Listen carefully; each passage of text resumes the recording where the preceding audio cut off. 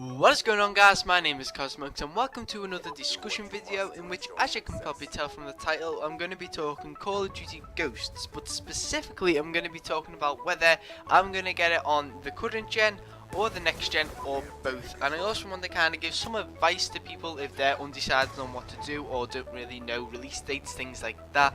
But as for the gameplay in the background, it is some team deathmatch on pod. As you can see, I'm using the Scorpion Evo with extended mags and laser sight. I do fairly well. I go 24 to 8.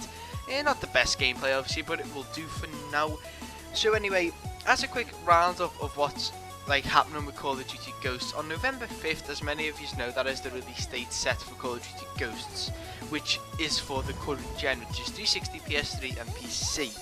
As for next gen, this is where it starts to get a little bit complicated with the release dates. In the USA, on the 15th of November, the PlayStation 4 launches, so that is when Call of Duty Ghosts will be available on the PlayStation 4 in the USA.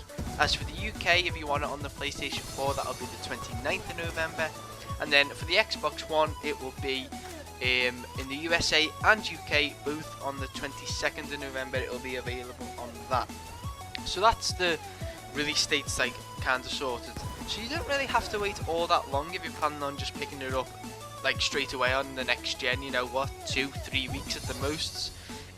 But if you're like me and you're planning on getting it for Christmas as a Christmas present, because I want to wait a little bit since after the consoles have come out to have a better view on which one's better. Obviously the PS4 is in the lead at the moment, but who knows what will happen. I'm just going to wait and go from there basically. I'm not saying that one's better than the other day, by the way, just throw that one out there, I'm not being a fanboy. But anyway, I also wanted to talk about the main differences between the current gen and next gen versions, and for me, I think the main differences will be graphics and, in the Xbox One's case, dedicated servers. As of now, it hasn't been announced that the PS4 version will have dedicated servers, and personally I think that's just because Microsoft and Activision are best buds. You know, Microsoft have obviously spent a lot of money getting all DLC early, things like that, and one of the, I think it was someone high up in Infinity Ward anyway, I think, was it Mark Rubin? I think it was him, put out a tweet saying dedicated servers will be on Call of Duty Ghosts on the Xbox One, but they were very specific about that. There was no mention of Sony, no mention of the PlayStation 4, so as of now it looks like the PlayStation 4 won't have dedicated servers for Call of Duty Ghosts, but whether that will happen in the future, who knows, due to the fact that PlayStation are charging for live now, or Sony are charging for live, sorry, PSN. That means they'll be able to invest more money into things such as early DLC for certain games, which is always a good thing, obviously. So it may come in the future, or it may come at launch, who knows.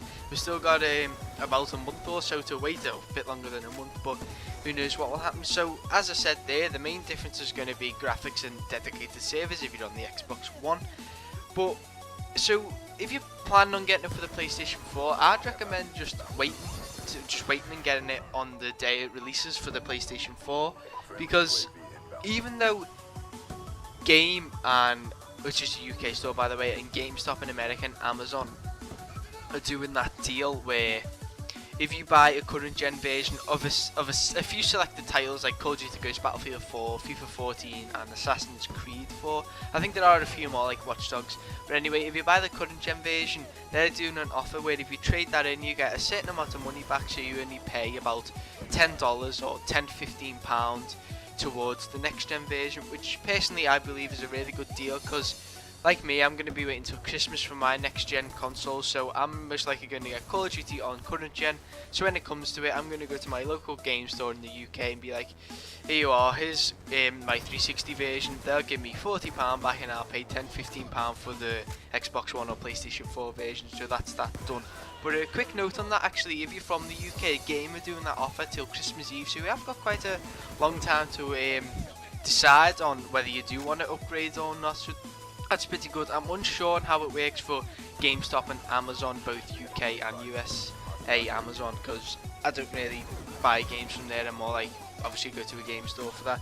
So that's kind of the main differences between current gen and next gen. Like I said, graphics and dedicated servers, and obviously they're doing deals, or like more shops will probably join in with that trading deal. So that's a brief round of Call of Duty Ghosts. I also want to mention before this video ends that the reason why I've only really talked about Call of Duty Ghosts going from current gen to next gen, and the main reason why I'll be buying the current gen version and not waiting, because I'm going to be waiting till I get the next gen console to get Battlefield 4. And the main reason for that is because Battlefield 4, I find they haven't done nothing drastically different, but I think they've done enough to make it feel next gen. Whereas looking at Call of Duty Ghost gameplay, I don't feel it's like the craziest like changes to make it look next gen, but Battlefield does it for me. So when I insert the Battlefield disc on whatever new console I get, I want it to feel like brand new that day. I don't really want it to like just be an upgrade with it. I'm not too bothered with Call of Duty, and I don't know why I feel that way, I just do. So that's the reason why I'm not doing it with Battlefield. I'm just going to wait and get that for like Christmas or whatever, and get it next gen to feel great, in which, to be honest, it probably won't even look as good as it does as like the demos were sure, because all them demos are being done on like $4,000 PCs, so they're all in 1080p, things like that, whereas the Xbox One and the PlayStation 4 have been like said they only run at 720p, which I'm not 100% sure. But anyway guys, I'm going to leave this video here. I hope that's like cleared up some thoughts on the current gen and next gen version. So I thank you all for watching, and I shall see you all later.